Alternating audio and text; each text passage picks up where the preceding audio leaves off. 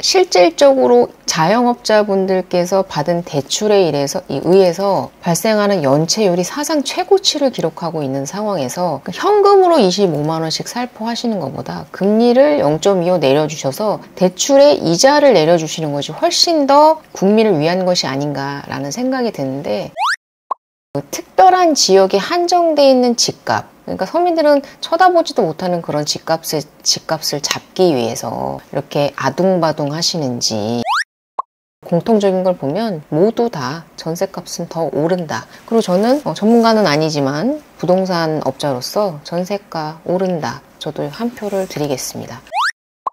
매매가격 변동률 전 지역을 보시면 서울 0.83, 인천 0.43, 경기 0.36, 인천이 많이 올랐죠. 그리고 강원도, 충북, 경북, 전북, 전남, 울산은 보합 내지는 상승을 기록하고 있고요. 그 정책 금융 때문에 집값이 상승하고 있다라고 말씀하고 계세요. 그러니까 결론적으로 서민들이 받는 대출 때문에 지금 집값이 상승하고 있어, 이렇게 얘기하신 거거든요. 근데 박상우 국토교통부 장관님께서는 집값 정책 대출 때문에 오른 거 아니다 라고 얘기를 하시는 거거든요. 저는 근데 박상우 국토교통부 장관님의 말에 동의를 하는 바입니다. 근데 지금 압구정동, 그리고 반포동, 그런 지역의 집값들 60억, 70억, 100억 넘어가는데요. 그게 6억짜리 대출과 무슨 상관입니까? 하는 총재님. 네, 안녕하세요. 임대박사 투데이입니다. 오전 6시 반, 토요일이고요. 바깥에 비가 좀 많이 내리고 있네요. 오늘 날씨가 많이 추워져서 오래간만에 가을 옷을 입고 나왔습니다. 날씨가 워낙 온도차가 심하게 나는 하루가 될 것 같으니 감기 조심하시고요. 오늘은 이제 9월 18일, 한국 날짜로 9월 19일 날 되게 큰 이슈였죠. 미국 연준에서 금리를 베이비컷으로 갈 것이냐, B컷으로 갈 것이냐에 대한 부분이 결정되는 날이었는데, 많은 전문가분들의 예상을 깨고 B컷으로 단행을 했습니다. 11월 달, 12월 달에 있는 FOMC 회의 때에도 0.25%씩 최대 0.5%까지 추가적으로 인하하겠다, 이렇게 얘기가 나왔기 때문에 최대 한국은행이 만약 올해 기준금리를 내리지 않는다면 최대 1%포인트 격차로 금리가 간극이 좁아지게 되는 상황이다. 기준금리가 역전된 지가 상당히 오래됐고 미국도 거의 4년 6개월, 4년 반 만에 금리를 인하한 거기 때문에, 사실 근데 다행히도 이번에 미국에서 금리를 B컷으로 인하해 줌으로써 우리나라에서 금리를 0.25 정도라도 내릴 수 있는 가능성을 조금 더 키워준 것이 아닌가라는 생각은 듭니다. 오늘은 4분기 부동산 시장, 가장 관심 하시는 수도권과 경기 지방의 아파트 값도 포함해서 어떻게 움직일 것인지, 그리고 많은 전문가분들은 어떻게 예상을 하고 계신지에 대해서 한번 말씀을 드려볼게요. 그래서 화면을 보시면 제가 미국 금리에 대해서 말씀을 드렸는데, 이게 이제 7월달 기사예요. 그러니까 지금 많은 전문가들이 연준도 7월달에 금리를 내렸어야 한다. 그래서 이번에 빅스텝을 단행을 한 이유도 7월달 금리 인하를 하지 않은 것에 대한 실기로서 대대적인 큰 금리 인하를 단행한 것이다, 이런 얘기가 있었는데, 이 당시에 파월 연준 의장이시죠. 그리고 옐런은 이제 미국의 재무부 장관이신데, 파월과 옐런 좀 솔직히 부러워서 가져온 기사인데, 파월도 옐런도 인플레보다 경기 침체가 우려된다, 이렇게 말씀을 하셨어요. 이제 물가를 잡을 것이냐, 경기 침체를 살릴 것이냐에 대해서 상당히 고민을 한다. 그러니까 같은 목소리를 내신 거죠. 우리나라의 한은 총재와 박상우 국토교통부 장관의, 그리고 금융감독원장의 그런 정책 엇박자를 보면 그래도 이렇게 경제를 살리는 부분에 대해서는, 같은 목소리를 내는 부분에 대해서는 되게 부럽다. 저희 우리나라 한은 총재 같은 경우에는 경기 침체보다 집값이 더 무섭다고 하셨거든요. 우리나라 같은 경우에는 빛의 수렁, 자영업자, 사업자 대출 연체액 11조 역대 최대, 그리고 사업자 대출 연체액 추이가 이렇게 늘어나고 있는 상황에서 집값이 더 무섭다는 한은 총재, 좀 씁쓸하다, 이렇게 말씀을 드리고 싶어서 기사를 가지고 왔고요.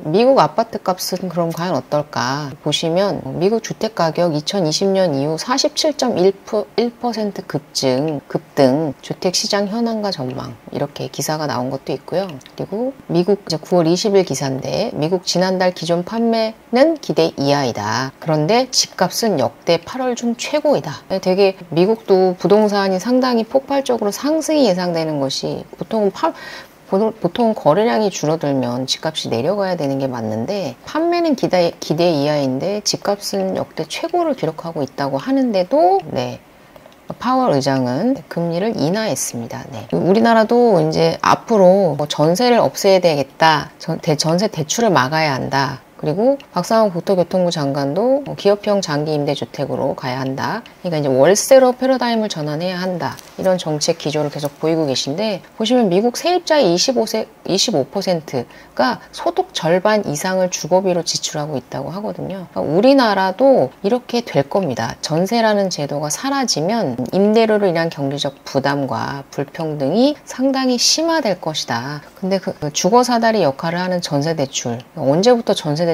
해줬어? 내 수준대로 가야지 대출을 내줘서 전세를 들어가게 해주니까 집값이 오르는 거 아니야? 라고 얘기를 하시는데 보시면 세입자분들의 미국은 전세대조가 없지 않습니까? 그럼에도 불구하고 소득 절반 이상을 주거비로 지출하고 계시거든요. 이게 과연 전세대출 때문에 우리가 지출해야 되는 주거비의 수준이 지금 낮은 것인지 높은 것인지에 대해서는 다시 한번 생각해 보실 필요가 있다. 월세보다 전세를 선호하는 이유는 월세보다 전세가 환산을 해봤을 때 대출 이자가 월세보다 싸거든요.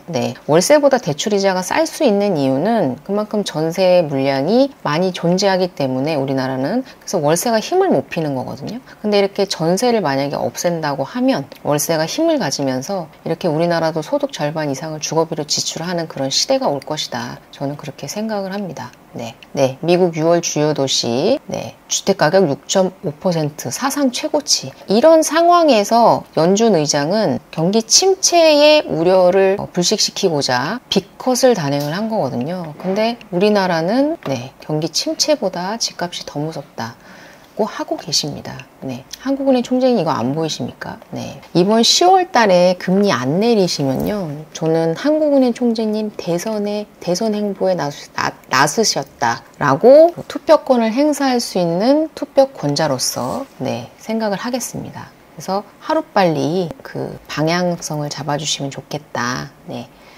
저희도 다음 대통령이 누가 될 건지에 대해서 고민을 해볼 시간은 필요하지 않겠습니까? 그렇고요. 제가 지난번 방송에서 만약에 빅컷을 한다면 하는 총재도 금리 인하에 대한 압박이 상당히 커질 것이다. 그리고 심지어 이제 0.5%포인트를 내렸기 때문에 우리나라가 0.25를 내린다고 해도 그 갭이 좁아지는 거거든요. 그래서 외부적인 요인에 대한 충격이 좀 덜해졌다라고 얘기를 하는 것도 그런 이유에서고요. 이제 이런 얘기가 있어요. 내수를 살려야 되냐 아니면 집값 안정이 먼저냐 이렇게 두 가지 가지고 지금 여론에서도 팽팽하게 맞서고 있는 것 같은데요. 저는 사실 내수 경기를 살려야 한다. 우선이라고 생각을 하는 입장이고요. 사실 금리를 내린다고 해서 집값이 올라간다라는 보장이 있습니까? 근데 지금 실질적으로 자영업자분들께서 받은 대출에 의해서 발생하는 연체율이 사상 최고치를 기록하고 있는 상황에서 현금으로 25만 원씩 살포하시는 것보다 금리를 0.25 내려주셔서 대출의 이자를 내려주시는 것이 훨씬 더 국민을 위한 것이 아닌가라는 생각이 드는데 어쨌든 이렇게 팽팽하게 의견이 갈라지고 있다고 합니다. 구독자 여러분들은 어느 쪽이라고 생각을 하십니까? 10월 금리 인하가 이제 가능성이 높아졌지 않습니까? 그럼에도 불구하고 하는 총재는 보시면 거시경제금융회의에서 집값 부채 뛰면 11월에 할게 이렇게 또 얘기를 하셨어요. 그러니까 지금 한국은행 총재는 지방도 그렇고요. 그리고 수도권, 자영업자, 서민들 살기 정말 힘들거든요. 대외적으로는 수출이 최고치를 경신하고 있고 먹고 살기 좋은 것처럼 보일지 몰라도 지금 서민들은 힘들단 말입니다. 근데 올라갈 집값 사실 보시면 아시겠지만 지금 서울 주변 지역들 금강구, 노도강 그리고 강서 쪽이나 그런 지역들에 살고 계신 분들 어떻습니까? 집값이 오를 기미가 좀 보이고 있는 건 사실이지만 폭등을 했습니까? 그건 아니지 않습니까? 근데 왜 그렇게 그 특별한 지역에 한정돼 있는 집값, 그러니까 서민들은 쳐다보지도 못하는 그런 집값을 잡기 위해서 이렇게 아둥바둥 하시는지, 어느 나라든 수도의 초중심 지역은 집값이 비싸거든요. 근데 그것을 오르지 못하게 막으려고 서민들의 주거 수단까지 통제를 하는 것은 저는 올바르지 않은 방식이다라고 생각을 합니다. 가계대출이 5조 넘게 들면 10월 난망이다. 근데 가계대출 5조 넘게 늘 것 같거든요. 근데 10월 난망이랍니다. 네. 그래서 이제 금리나 기대감으로 전문가들은 이제 어떻게 생각하는지에 대해서 이제 기사를 가져왔는데요. 보시면 여기 건국대 부동산 대학원 교수님, 최황수 교수님, 그리고 윤수민 농협 전문위원, 그리고 한국건설사람연구원 김성환 위원님, 그리고 하명진 부동산 랩장 우리은행, 김효선 농협 부동산 수석 전문위원, 그리고 등등으로 박갑수 건국대 겸임교수 등등이 전문가로서 패널로서 이제 얘기를 하시는 거를 공통적인 걸 보면 모두 다 전세값은 더 오른다. 그리고 저는 전문가는 아니지만 부동산 업자로서 전세가 오른다. 저도 한 표를 드리겠습니다. 전세값은 오른다. 그럼 전세가가 오르면 가를 밀어 올리게 되어 있거든요. 네. 지금 부동산원에서 발표한 걸 보면요. 2024년 8월 주택가격 동향인데요. 보시면 이제 파란색이 매매, 그리고 빨간색이 전세, 그리고 노란색이 월세입니다. 그래서 전국 기준으로 봤을 때는 매매가 상승과 전세가 상승이 비슷하고요. 그리고 월세 상승, 그리고 전월세 통합 상승입니다. 그리고 수도권 같은 경우에는 매매가 상승, 그리고 전세가 상승, 월세가 상승, 그리고 전월세 통합 상승입니다. 그리고 지방 같은 경우에는 매매가, 전세가 모두 약보합 상태이고요. 그리고 월세는 완전 보합 상태, 전월세 통합도 마찬가지고요. 그리고 보시면 유형별 변동률을 보시면 아파트 같은 경우에는 전월세 모두 다 동반 상승하고 있고요. 월세도 마찬가지고요. 연립주택 같은 경우에는 지금 전세 기피 현상으로 인해서 지금 월세가 상승이 더 두드러진다라는 특이점이 있고, 지금 단독주택 같은 경우에 매매가의 상승이 두드러집니다. 이거 같은 경우에는 재개발 재건축 이슈도 있지만 이제 빌라에 대한 정부의 발표 때문에 단독주택의 매매가의 상승에 영향을 주고 있는 것으로 보인다. 이제 단독주택을 헐고 보통 빌라를 짓기 때문에 단독주택에 영향을 준 것이 아닌가라는 생각이 들고요.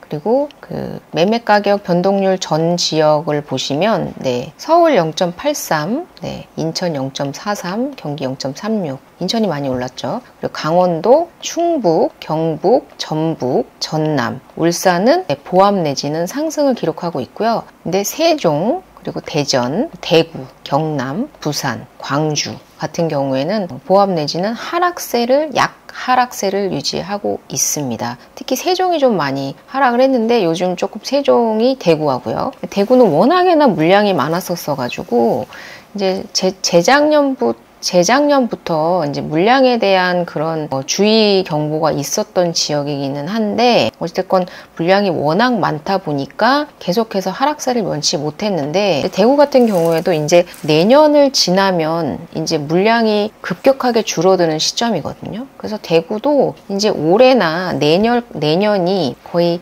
하락의 끝물이 되지 않을까 그렇게 생각이 듭니다. 지금 대구 지역이나 세종, 그리고 여러 지역의 지방에 거주하고 계신 분들이 많이 어려운 걸로 알고 있는데, 내년 이후에는 금리 인하 기조와 그리고 폭발적으로 물량이 워낙 많이 공급이 됐거든요. 이제 박근혜 정권 때 그 인허가를 내줬던 물건이 문재인 정권 때 폭발적으로 공급이 되면서 이제 그 물량 폭탄에는 장사가 없기 때문에 거기에다 금리가 이제 고금리 여파 때문에 폭락을 했는데, 이제 앞으로는 이제 내년 하반기를 지나가면서도 지방까지 훈풍이 퍼질 거다. 저는 이렇게 예상을 하고 있는 편입니다. 그래서 월세 변동률을 보시면요, 이제 월세 통합 0.12, 그리고 월세, 그리고 이게 이제 준월세라는 게 반전세를 의미하는 거죠. 합치면 한 0.2 2 정도 됩니다. 그래서 반전세와 월세 비중이 높아지고 있다 보시면 좋을 것 같고, 매매가 이게 위에가 2024년 7월이고요. 그러니까 여기 2024년 7월, 그리고 여기 2024년 8월이거든요. 보시면 지금 매매가도 상승을 했고요. 지난달에 비해서 전세가가 보시면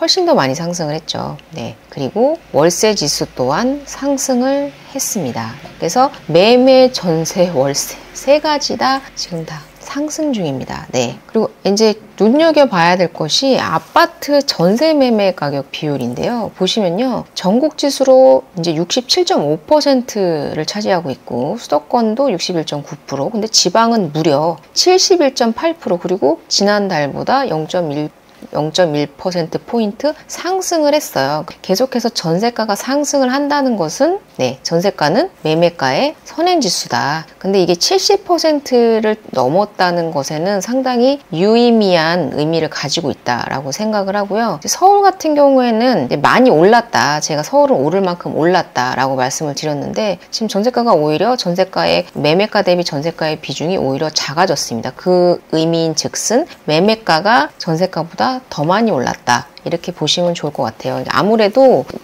요 근래 몇 달 동안 주택이 없으신 무주택자 또는 갈아타기 수요자 분들께서 금리가 높음에도 불구하고, 그리고 가상금리를 높였음에도 불구하고 계속해서 폭발적으로 대출을 받으면서 집을 이제 사셨거든요. 그러다 보니까 계속 호가가 올라가고 거래가가 상승을 하면서 전세가가 올라가지 않은 건 아닌데 매매가가 더 큰 폭으로 상승을 하다 보니까 서울 같은 경우에는 전세가의 비중이 오히려 낮아졌다. 그래서 서울은 제가 오를 만큼 올랐다라고 말씀을 드렸던 거고요. 그렇다고 서울 지역이 뭐 폭락을 하거나 하락세로 돌아설 것이라고 말씀드리는 건 아니고, 이렇게 지금 보시면 0.83%가 서울이 이제 최고치로, 전국에서 최고치로 많이 올랐잖아요. 이것이 경기 인천 쪽으로 퍼져나가고 그것이 아래쪽으로 이렇게 이전될 것이다. 이렇게 말씀을 드리는 거고요. 네. 그래서 전문가분들께서도 이런 수치를 통해서 전세가는 모두 오른다라고 얘기를 했고, 그 이유로서 입주량이 적고 신축 선호에 대한 오름세를 말씀을 하셨고요. 근데 이제 변수로서 이제 대출 규제, 주택담보대출에 대한 규제 강화, 그 부분에 대한 것을 변수로 보셨고요. 전문가 10명이 모두 4분기에 전세가격 상승을 점쳤다고 말씀드렸잖아요. 근데 그 중에서 4명은 전세가 상승 곡선이 매매가보다 더 가팔라질 것으로 봤고, 6명은 전세가격이 매매가와 거의 동일한 수준으로 오를 것이라고 예상을 했다고 합니다. 네. 지금 약 서울은 70주 연속 오르고 있습니다. 네. 대단한 기록을 이번 정권에서 세우고 계신다.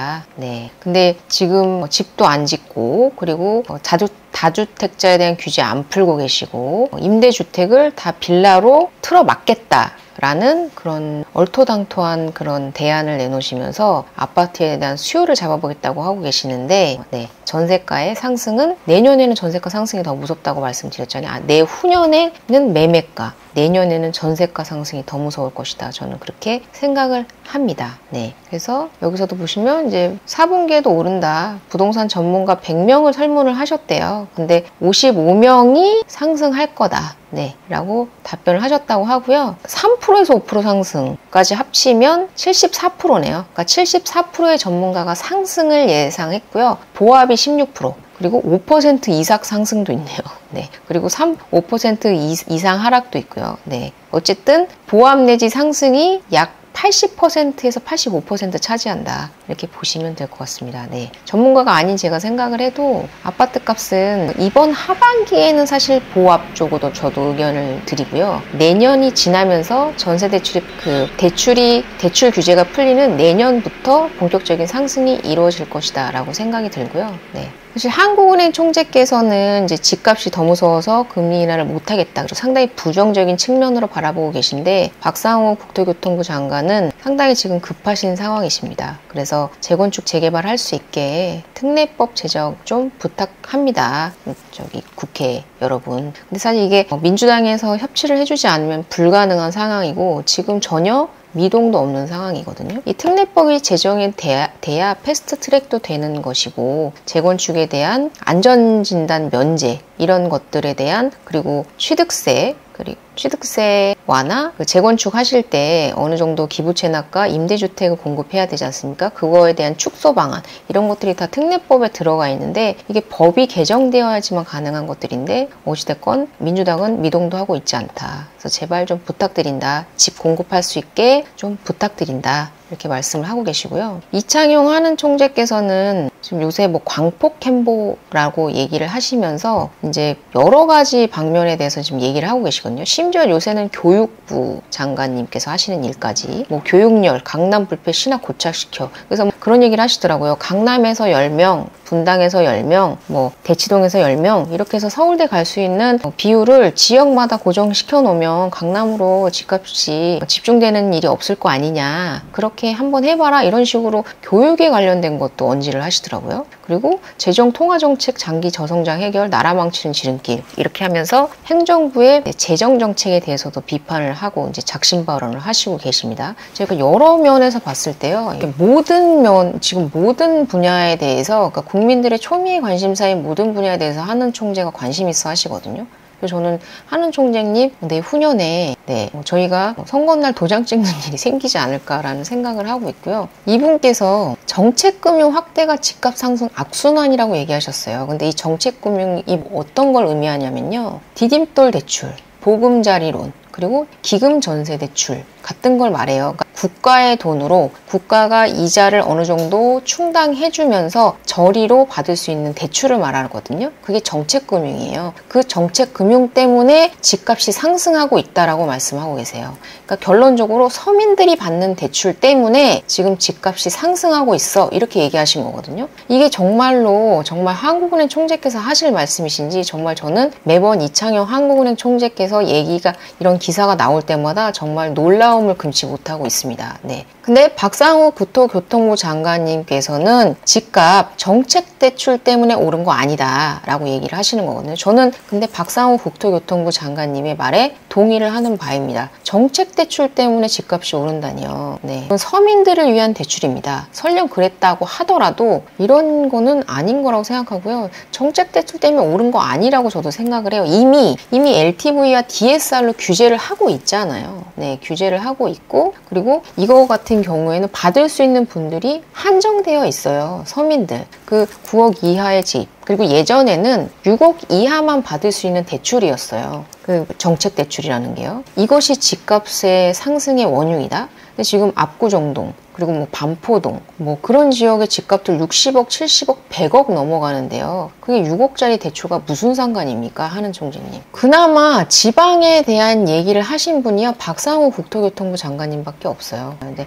88 대책은 사실 공급을 폭발적으로 늘리겠다라는 얘기잖아요. 지방은 지금 미분양 때문에 사람 죽겠는데 어쨌든 공급 더 하시겠다고 얘기하는 거기 때문에 지방에 대한 배려가 좀 부족했다. 라는 지적도 있는데 그나마 박상우 교통부 장관님께서 지방 미분양 해소를 위해 CR리츠 그러니까 부실 미분양을 기업들이 사들여서 장기 임대하도록 하겠다. 그것에 대해서 종부세, 취득세에 대한 면제 혜택 등 파격적인 혜택을 주겠다. 이게 CR리츠거든요. 근데 이게 20년 동안 장기 임대를 하셔야 돼요. 기업에서. 그럼 20년 동안 그 돈이 묶이는 거잖아요. 기업 입장에서는요. 하시는 건 좋은데 20년 동안 장기로 임대를 가져갈 그럴 리스크를 안고 갈 기업들이 과연 얼마나 있을까라는 생각에 대해서는 조금 아쉽다. 이것이 너무 장기적이다. 20년 동안 그 많은 돈을 거기다 쏟아 부어서 자본을 거기다가 넣어놓고 불안정한 지방에 투자를 하기보다는 그 돈으로 서울에 투자하지 않겠습니까? 네. 그렇기 때문에 이 부분은 조금 미진한 부분이 있기 때문에 조금 아쉽다라는 생각이 들고요. 네. 이복형 금감원장님, 정말 이번 정권은 어지럽습니다. 어지러워. 한국은행, 박상우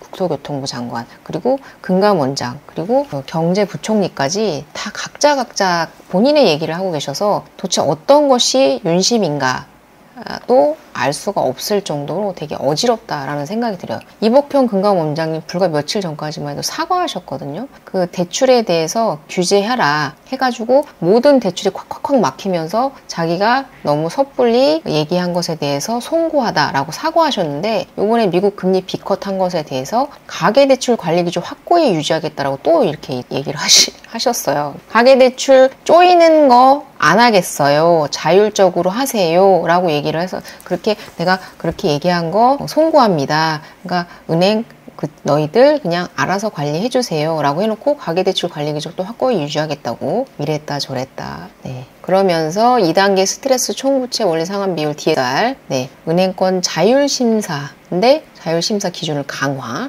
네.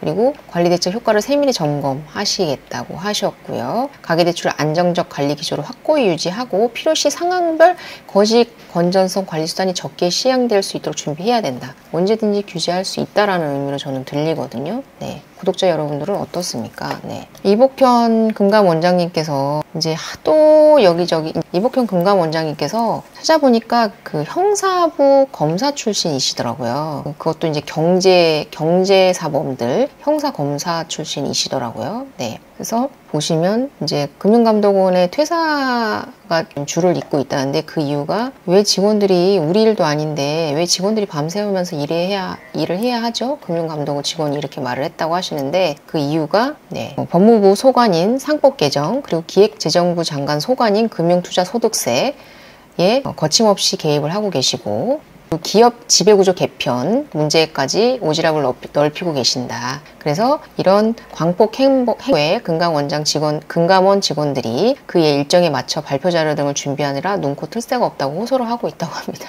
그리고 금감원 직원의 시간의 근무 지난해 비 16.2% 증가했다고 하고요. 네. 근데 시간의 수당 올리지 마라 지시까지 하셨다고 하니까요. 참, 네, 그렇습니다. 네. 그리고 최상목 경제부총리 겸 재무부 장관이시죠. 네. 가계부채 빠른 증가 때 추가전 적기 시행. 네. 지금 미국은 네, 인플레보다 경기 침체가 우려돼서 빅스텝을 단행하셨는데 우리나라는 한은 총재도 그리고 금융감독원장님도 그리고 최상목 경제부총리님도 다 가계부채와 집값 잡기에만 혈안이 되어 있으시다. 정말 안타까운 현실이다. 이렇게 생각을 합니다. 아까 말씀드린 부동산원 전국 주택 가격 동향을 보시면 계속해서 가격 상승이 이루어지고 있고 그리고 전문가들 또한 추석 이후 하반기의 상승을 70% 이상 그리고 보합까지 합치면 거의 80% 이상이 상승 내지는 보합을 예상하고 있으며 지금 이 침체로 인해서 내리지 않을 수 없는 금리 기조와 그리고 공급 부족 현상 그리고 오락가락하는 정책과 대출 규제 때문에 국민들의 불안정한 심리로 인해서 수요는 계속해서 폭발할 것이다 라고 생각을 하기 때문에 집값의 하락 요인이 눈뜨고 찾아볼 수가 없다 이렇게 말씀을 드리면서 마무리 드리도록 하겠습니다. 네, 좋은 주말 되시고요. 도움이 되셨다면 구독과 좋아요를 부탁드리겠습니다. 감사합니다.